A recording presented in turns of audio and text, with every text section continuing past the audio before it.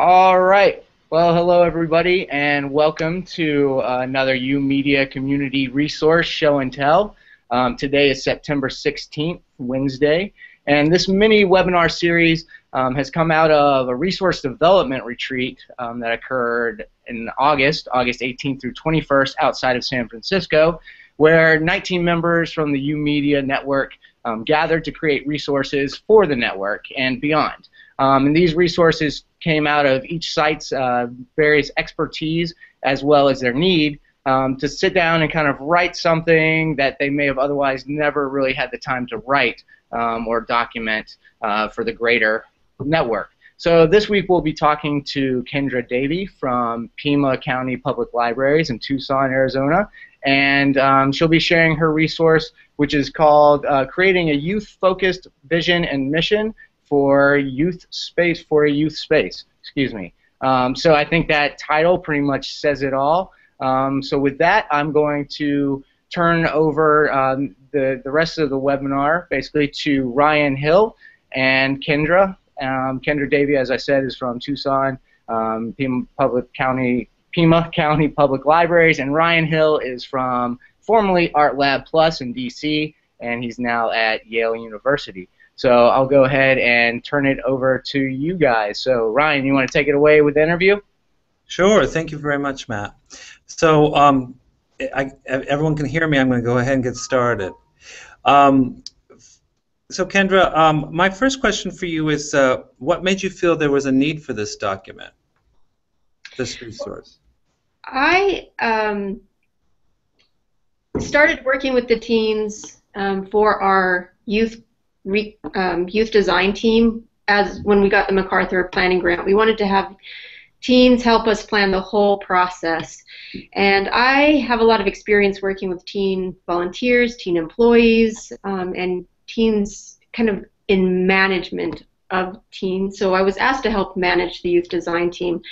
And I've also been helping in my library various teams and committees, and now my whole library system develop a mission and vision process for different work groups. And so I had the experience of doing that, and then also the experience of working with the teens, and I was able to lead the teens through a process of developing a vision and mission for our youth space close to the beginning of the process for the planning grant. And what I saw was just really a transformation in how the teens saw their work, what was important about what they were doing. And it really, that transformation went from being really focused on the chairs, the paint, how the space looked, the tech toys that would be placed in the space, to really focused on the outcome for teens in our community. How is it going to really help teens in our community be successful? And that was a really big transformation for the teens, and it really went from very specific things that we do right now to a very big picture, what it's going to look like for teens in our community for years to come. And that, I think, really, when I saw that transformation, I thought, this would be a really great thing for other spaces to use with their teens that they have using this space, or even just staff, to really focus on the outcome for teens in the community. What do you think? Can you give us a particular example of when you saw that shift and what you thought created that shift from being more invested in like the minutia to the broader picture or the bigger picture for them? Yeah, so we did a survey of teens in Pima County and some focus groups, and we took all this data and we were looking at that and figuring out a way to analyze that data. And then we went through the mission and vision. So we saw what teens were asking for, and with that in mind, we went through the process of saying, okay, what if our we start with the question, if we were 100% successful, what would that look like? Thinking about what teens are asking for, and they said if we were 100% successful, teens would really be connected to their passion. There would be adults, mentors to help them connect to their passion, and then really figure out how to become successful adults. So that they came up with their vision statement, and then they really got focused on that, and they said, okay, well, in order to do this, we really need to be supporting youth voice. Teens need to understand that they have a voice, how to express it, how to connect to other teens. And also through that survey process, they saw we have a lot of different teen groups in Pima County working on their own specific projects, but they're kind of in their own little silos. And our team said, you know what we really need to do is get those groups connected. So they planned a youth summit in order to invite all those teens to come together and talk about issues that are important to them in the community and share their experience and talk about ways in which they could have successful recruitment of teens and successfully talk to adults and negotiate politics in order to be successful. So the conversation really changed from we want beanbag chairs, which we talked about for like 12 meetings in a row, to how are we really connecting teens and being successful in doing whatever it is that we think is important right now. Mm-hmm.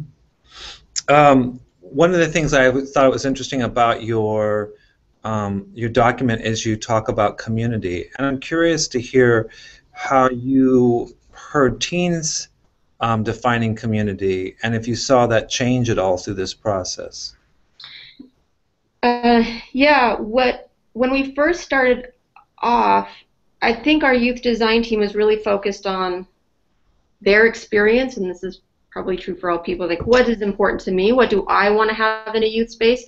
I'm really interested in photography, so I want to make sure there's digital cameras available to me.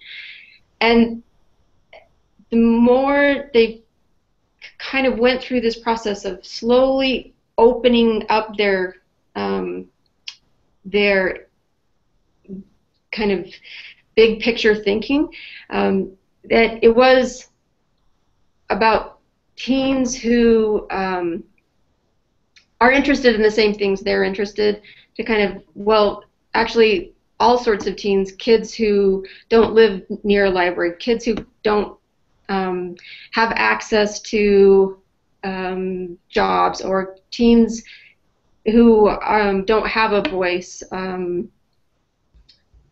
So they started to see that it's the whole community in Pima County of teens, and then making sure that it's not just about having digital cameras, but making sure that the structure of what we do supports teens. So it's not just about this one place at the main library in downtown Tucson, but opening up a center in the north part of the county, because they can't easily come on a bus downtown.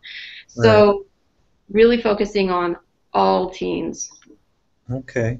One of the things too, that when you're moving them from the smaller details about the space, the things they can control, to these larger, broader issues, how did you keep them positive? Because they're dealing with like real life stuff, right? Things that aren't always positive for them. So I'm curious how that you dealt with that, and then having them feel like they can still make change within those constraints.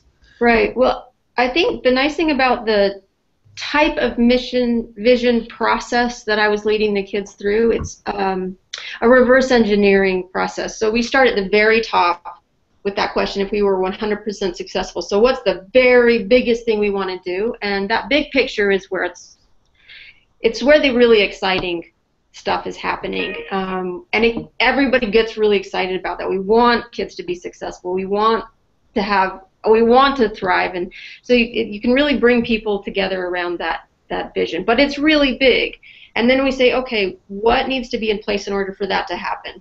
We need this, we need this, we need this, and you just start walking it backwards. And because you're starting at that big picture where it's really exciting and the really amazing things can happen, and you just start to list out the conditions that need to be in place in order for that to happen, you're able to bring it down to a level that it is doable for them right now. So it's like, we need to have a space on the north side of town for kids to go to if we're going to be successful. Okay, who do we need to talk to that has a space already, and then like, okay, this is the person we're going to call in order to partner with to create that space.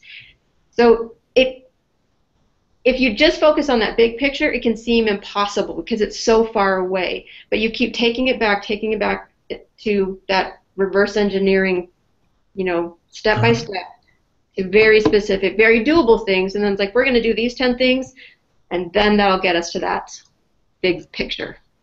When they went through this process, did you notice anything that changed in them? Well, like I said, that shift to really focusing on the values underlying our space, from what was in the space to the values underlying the space, and that I think stepping through it one piece at a time really helped them feel like they could take on the role of being an advocate for youth who didn't have a voice, the role of being a change agent in their community, because they could create a step-by-step plan that really spoke to that bigger vision. And then at one point, while they were planning the Youth Summit, Rising Voices Youth Summit, and they're figuring out ways in which they could help support youth as facilitators and make it really youth-focused, I actually said, we need to make a decision on the chairs that we're going to purchase. And they're like, we don't have time to talk about that. We have to talk about the important stuff. And it's what's important. And I'm like, just make sure they're comfortable. Wow, that's great. That's great. That's very interesting. What, in terms of this resource, can you think about who you think might benefit from using it? I think centers who are really trying to engage their youth on a deep level, and getting them really engaged in the work of the center. Because it really, once they go through this process, they get really invested in the work that you're doing. It's also really helpful if you are in an organization that the main work of the organization is focused on a different outcome than maybe your learning lab is focused on, like in a museum. Right. Because it gives you the language to connect the vision and mission for your center inside that organization to the wider organization, so that people who don't do the work that we're doing and don't see the change with kids, we have language to talk about the importance and connect it to the mission of our wider organization. So I think it's really helpful in that way. And then also, if you are really starting something new maybe you're the first in your library who's starting a program like this, it really gives you a way to talk about the importance of the work you're doing, connecting it to the outcome for the community, so that you can really get people on board with understanding why it's important and how it's going to really affect the community. And it sounds like, too, though, your mission is being generated by the youth you're working with. So there's a buy-in there as well, where yeah, absolutely. they have a sense that they are creating it, too. And so maybe they get more passionate about the space because they feel like they're co-owners in it, you know? Yes, they will definitely take very strong ownership of the space.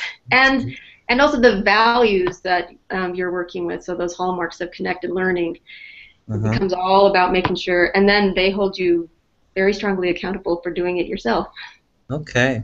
Is there anything that when you were writing the document you couldn't fit in that you wanted to add during this time? Yeah, so this is really just focused on starting with the vision and then creating a mission. The next piece that you would do is establishing the values, which is really the hallmarks of connected learning, fit strongly in that, but you might have some specific values in the space. And then there's the next piece is creating a work plan in order to accomplish your mission and vision. So just really focused on those first two steps, but what would come next is really how to take that big picture and make it very doable in step-by-step pieces. Were there any teens that were resistant to this process? And did you do anything to help them kind of get over that? Yeah, I think at the beginning, there wasn't anyone who was really resistant. I've had a lot of staff people who are very resistant because they like, oh, one more plan, we've done this, and that goes nowhere. With the teens, I think it was more, they've never done anything like this before, so it was hard for them to,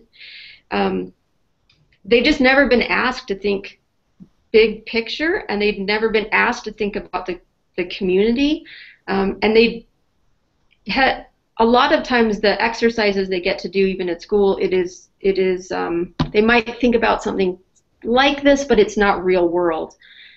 So it took longer with the teens. They're just not used to the language of planning and mission and vision. So it kind of I had to explain what that process is first, and then we did the process.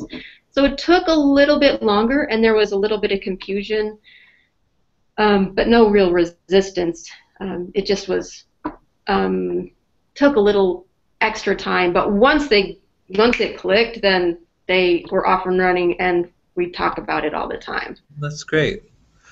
Okay. I don't have any further questions, but I guess is this the time when we can open it up to other people if they do? Yeah, I don't know, how many viewers we have out there right now, but you could communicate with us via chat. And I just wanted to, just add one quick point that sure. Something that kind of spoke to me throughout this, just the whole process of this, kind of like Kendra was saying, is something that teens don't normally get, and right. That input isn't necessarily valued in every aspect of their life, and to have their voice valued throughout this vision and mission process is just a really cool thing. And I think other sites have done similar things with their teen advisory councils, but I think this is kind of an extra step, setting up that vision and mission, and it's just that process, I think, is super important for teens to do well, because we're kind of teaching them something that you're going to have to go through this process in future employment. You're going to have to do this later in life, and this is a good start. And like you said, Ryan, it really gives them that ownership, that buy-in to the program as well. So I think, go ahead. I also think sometimes they're asked by authority figures to do things that aren't within their own interest, but the fact that we're giving them a process that they can use so that any of their interests can be kind of have a process to go through to be realized, I think is really great too.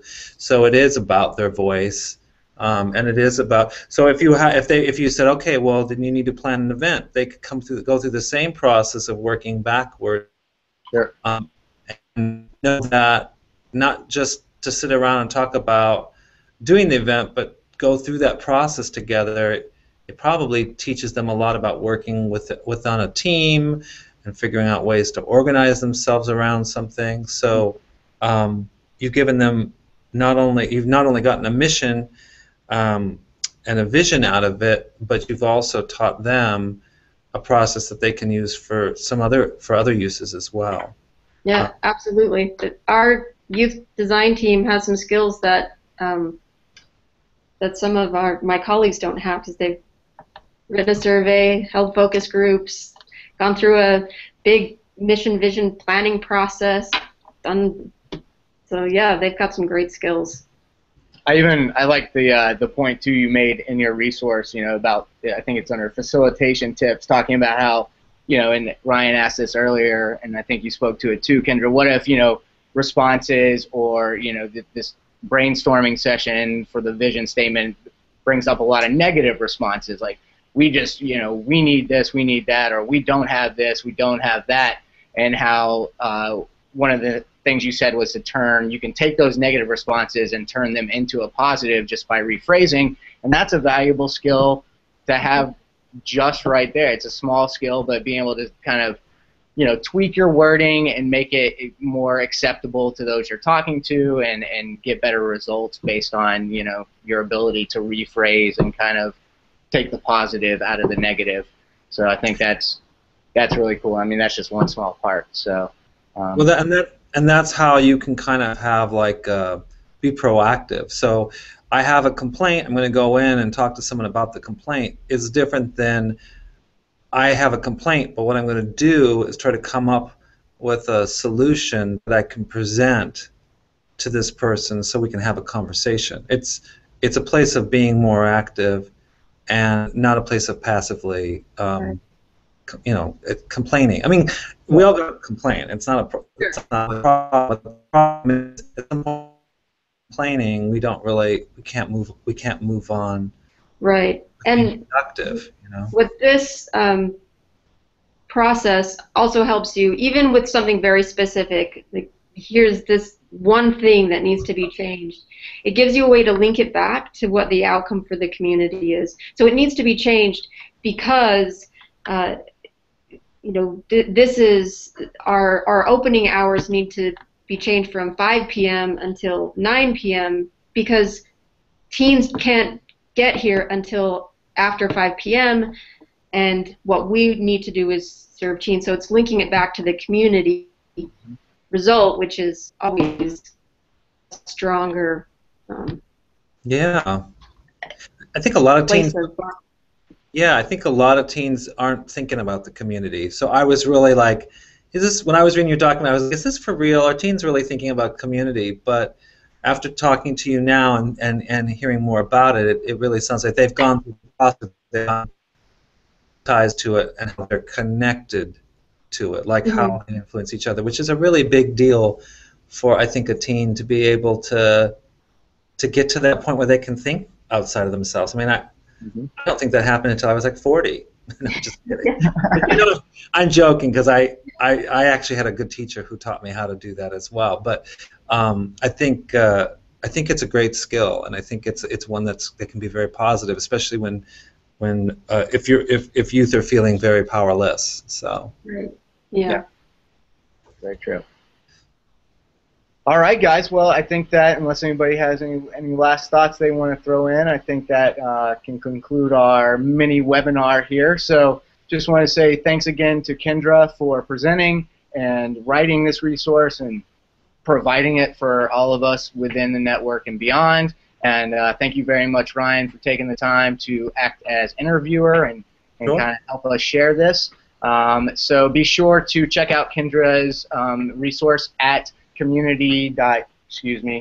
the wrong website, at community.youmedia.org, and also find out about a bunch of other resources and all kinds of crazy stuff that's there. So check out this resource and more at community.youmedia.org.